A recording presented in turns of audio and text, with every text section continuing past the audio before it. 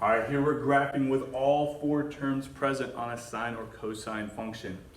I like to account for each of these in this order. I like to find the axis of the wave, understand where that's going to go up or down first, the core of that wave, and that's going to be determined by this k term, adding outside the function. From there, I move on to amplitude, how far above and below the core axis of the wave I'm going to get to achieve, where my crests and troughs will wind up. My horizontal shift, where my axis, my vertical axis is going to go forward or backwards, remembering that's always an inverse of whatever function is found in the function. And lastly, the period, right? Everything used to take 2 pi, usually takes 2 pi, sine or cosine. And remembering that the b term isn't my new period, it is calculated by dividing my original period by it. It's a little calculation there at the end. So here in that example, I can see all four terms present. And we're simply going to account for how they're going to change the wave in this order here. So axis of the wave is going to be found way here on the end, right? Adding outside the function. Last thought is what I'm going to account for first. So the axis of the wave in this case is 1. So on my graph, the axis of the wave used to be 0, right? On that x-axis, but now it's shifted up to 1. So I'm just marking where that will wind up. It's not part of my graph. It's just the feature of where my graph needs to go along. From here, I move on to my amplitude, found outside the function, was being multiplied outside the function, 3. And that's how high above and below I'm going to get to go off my new axis of the wave. So starting here at the core, I go 1, 2, 3, 1, 2, 3, and I make 2 more dashed lines representing the range of where this function, this wave is going to get to go, oscillate between. From there, I move on to the h term. Inside these parentheses are adding pi, so I'm going to indicate that with a move it backwards by a pi. Now that sounds like a nightmare, but typically our x-axis is in terms of pi, so shifting back 1 pi is going to be to our advantage here. So there's positive pi, negative pi.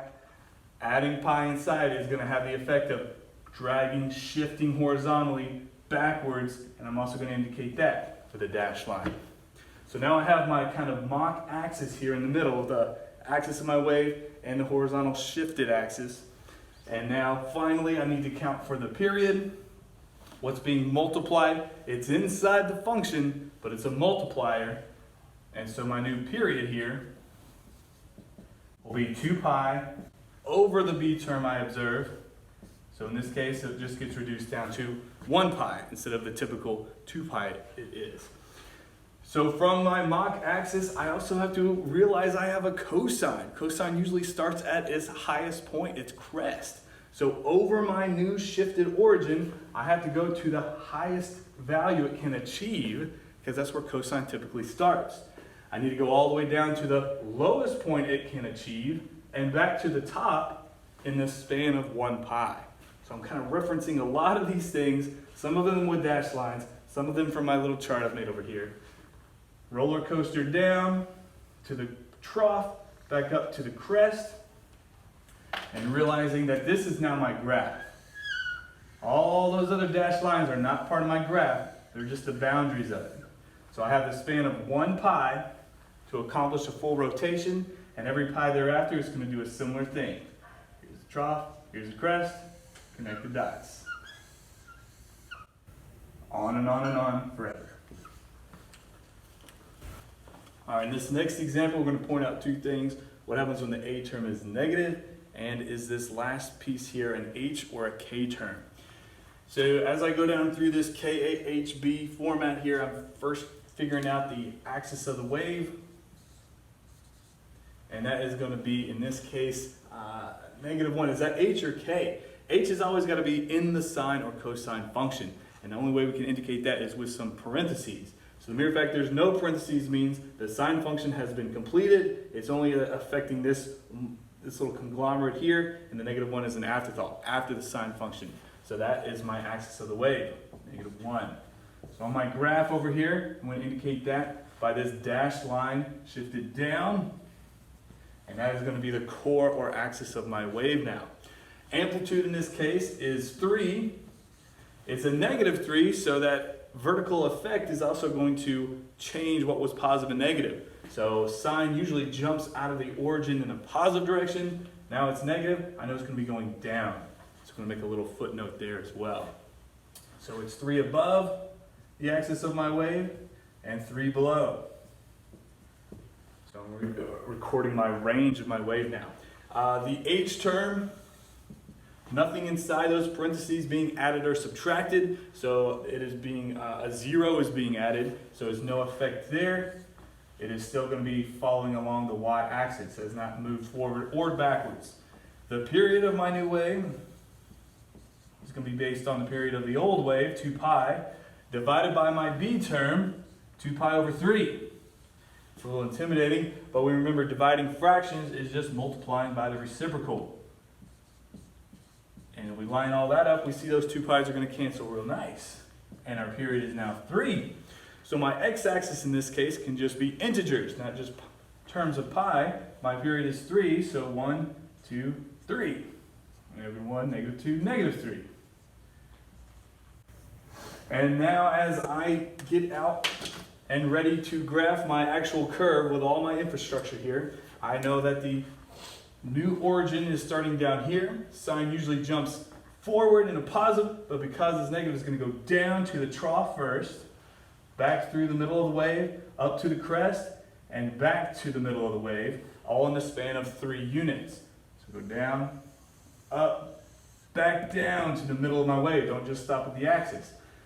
From here, every 3 blocks, I'm going to do a similar full rotation there, full sequence. So I go up, give myself a little connect the dots here, down, and back up to the middle of the wave in a span of 3 units. And of course keeps happening on and on and on. Here we have a y that's not quite isolated, a negative cosine, and what to do with that 3. First thing to do, all this template is based on y being by itself. So the first thing before we start assigning any values to any of these terms, we got to get y by itself. So add 2 to both sides, and that plus 2 winds up being tacked on to the very end. Cannot be added to that 3. Right, those are not like terms. That 3 is inside parentheses. It's 2 different realms there, so we don't want to absorb that into a 5 or anything like that.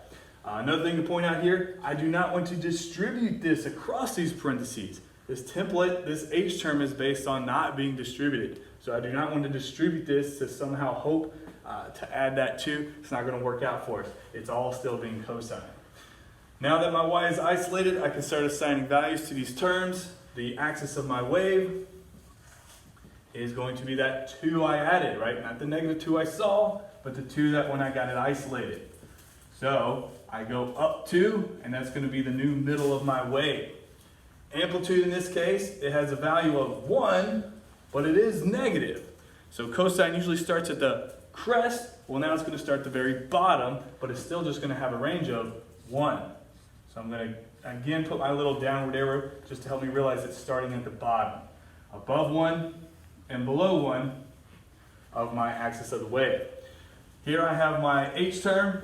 What's being added inside the function? That's a plus 3, which is going to go backwards 3, minus 3. 1, 2, 3. And now I see my origin, my mock origin is now back 3 and up 2. So I'm going to make a little note of that. And finally, the period. How was it affected? 2 pi was a typical period, and it's now getting divided by pi over 2. Fraction divided by a fraction. I got to multiply by the reciprocal. Those pi's cancel out for me nicely, and I get a period of 4 in this case. So 1, 2, 3. 1, 2, 3, 4. So I have from my mock origin 4 blocks to complete a full crest, trough, crest rotation here. It is cosine, which usually starts at the crest, but now I'm starting at the trough underneath my new origin. And I have 4 blocks to get back to that trough, which my crest will happen right in between those. So I go up to the top, down to the bottom in a 4 block period. And every 4 blocks, I'll get the similar situation. So I have here, back down. And that goes on and on and on.